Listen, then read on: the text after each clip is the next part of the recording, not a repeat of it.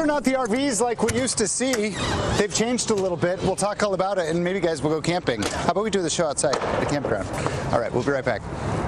Did you guys ever camp when you were growing up? Yeah, all the time.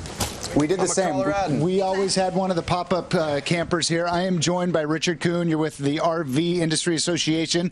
This is a pretty spacey, roomy camper for $12,000. Pretty nice, huh? This is Forest River's R-Pod, a brand new model trailer, smaller, lighter, but compact and has everything in it. Okay, how many people can sleep in this? Well, you can sleep two here, two adults and probably two children here on this couch pulls out. So you can sleep a family of four. Not bad. Full kitchen over here. I don't know if one of you guys can get the kitchen size. Gas grill. Gas grill, refrigerator, microwave convection oven. And what's more interesting is the bathroom right here. Okay, well, the bathroom I saw, it's one of those where you got a bathroom and a shower combination. It's called a shoilet. And by the way, right here, air conditioning. Okay, that's nice. I want to move outside here.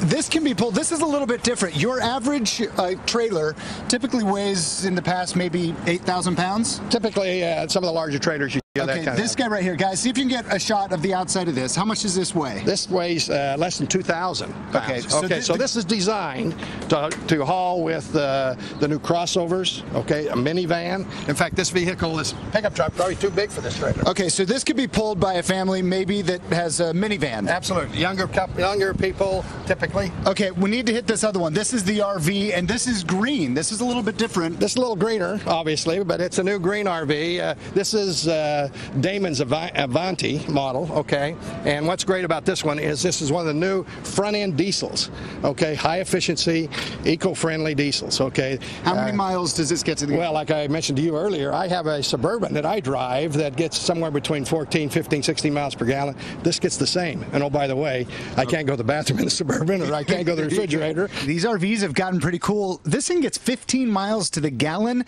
and it's a really nice ride. You could live in this thing. I guess that's what people do.